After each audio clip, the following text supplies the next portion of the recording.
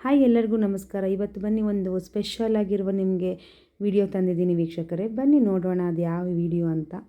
ನಮ್ಮ ಕರ್ನಾಟಕದ ಸಾಂಸ್ಕೃತಿಕ ಹಬ್ಬಗಳಲ್ಲಿ ಅತ್ಯಂತ ವೈಭವಶಾಲಿ ಹಾಗೂ ಸಂಪ್ರದಾಯ ಹಬ್ಬ ಎಂದರೆ ಅದು ದಸರಾ ಹಬ್ಬ.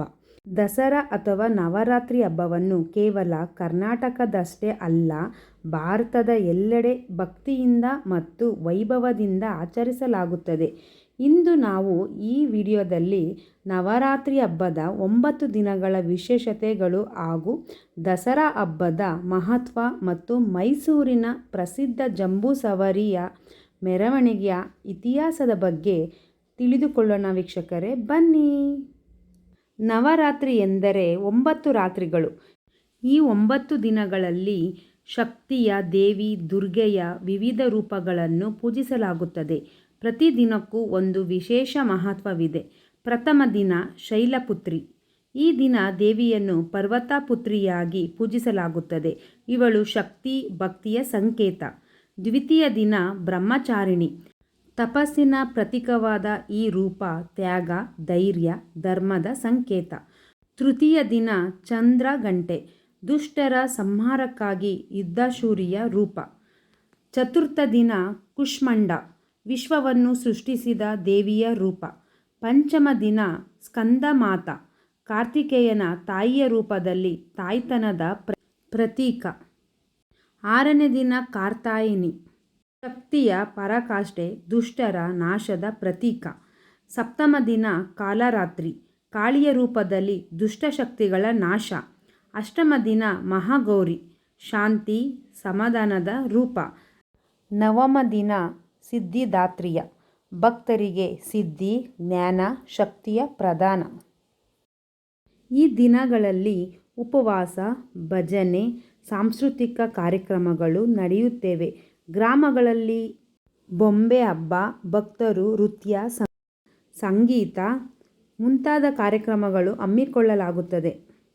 ದಸರಾ ಹಬ್ಬವನ್ನು ವಿಜಯದಶಮಿ ಎಂದು ಕರೆಯುತ್ತಾರೆ. ವಿಜಯದಶಮಿ ಎಂದರೆ ವಿಜಯದ ದಿನ. ರಾಮಾಯಣದ ಪ್ರಕಾರ ಶ್ರೀರಾಮನು ಈ ದಿನ ರಾವಣನನ್ನು ಸಂಹರಿಸಿ ಸತ್ಯ ಮತ್ತು ಧರ್ಮದ ವಿಜಯವನ್ನು ಸಾಧಿಸಿದನು.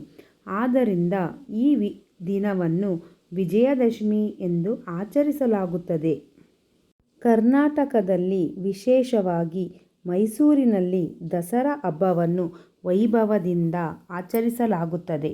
ವಿಜಯನಗರ ಸಾಮ್ರಾಜ್ಯದ ಕಾಲದಿಂದಲೇ ಈ ಹಬ್ಬಕ್ಕೆ ರಾಜಮನೆತನದ ಸಂಭ್ರಮ ಸೇರಿದೆ. ಒಡೆಯರ್ ರಾಜರು ಇದನ್ನು ಜನಪರ ಹಬ್ಬವನ್ನಾಗಿ ಮಾಡಿದರು. ಜನರಿಗೆ ಸಂತೋಷ, ಭಕ್ತಿ, ಧೈರ್ಯ ತುಂಬುವ ಹಬ್ಬ ಇದಾಗಿದೆ.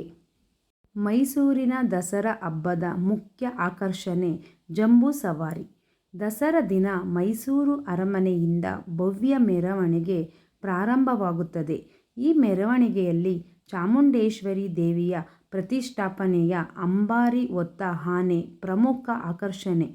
ಇತ್ತೀಚಿನ ಕಾಲದಲ್ಲಿ ಅರ್ಜುನನ ಮಗನಾದ ಅಭಿಮನ್ಯು ಆನೆ ಈ ಗೌರವವನ್ನು ಹೊತ್ತಿದೆ. ಮೆರವಣಿಗೆಯಲ್ಲಿ ಸಾಂಸ್ಕೃತಿಕ ತಂಡಗಳು, ಜನಪದ ಕಲಾವಿದರು, ಸೈನಿಕರು, ಹಾಸ್ಯ ವೇಷಧಾರಿಗಳು, ನೃತ್ಯಗಾರರು, ನಾದಸ್ವರ ವಾದ್ಯಗೋಷ್ಠಿಗಳು ಭಾಗವಹಿಸುತ್ತಾರೆ. ಲಕ್ಷಾಂತರ ಜನರು ಈ ಮೆರವಣಿಗೆಯನ್ನು ನೋಡುವುದಕ್ಕೆ ಮೈಸೂರಿಗೆ ಬರುತ್ತಾರೆ. ಈ ಜಂಬೂ ಸವಾರಿ ಕೇವಲ ಧಾರ್ಮಿಕ ಸಂಭ್ರಮವಲ್ಲ, ಕರ್ನಾಟಕ ಕಲಾ, ಸಂಸ್ಕೃತಿ, ಇತಿಹಾಸದ ಜೀವಂತ ಚಿತ್ರಣವಾಗಿದೆ. ವೀಕ್ಷಕರೇ, ನವರಾತ್ರಿ ಮತ್ತು ದಸರಾ ಹಬ್ಬಗಳು ಕೇವಲ ಧಾರ್ಮಿಕ ಆಚರಣೆಗಳಲ್ಲ, ಇವು ನಮ್ಮ ಸಂಸ್ಕೃತಿಯ ಪರಂಪರೆಯ ಜೀವಂತ ಸಾಕ್ಷಿಗಳು. ಈ ಹಬ್ಬಗಳ ಮೂಲಕ ನಾವು ಭಕ್ತಿ, ಧೈರ್ಯ, ಒಳ್ಳೆಯ ಸಂದೇಶಗಳನ್ನು ಪಡೆಯುತ್ತೇವೆ.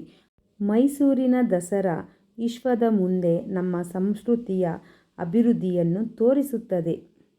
ಧನ್ಯವಾದಗಳು.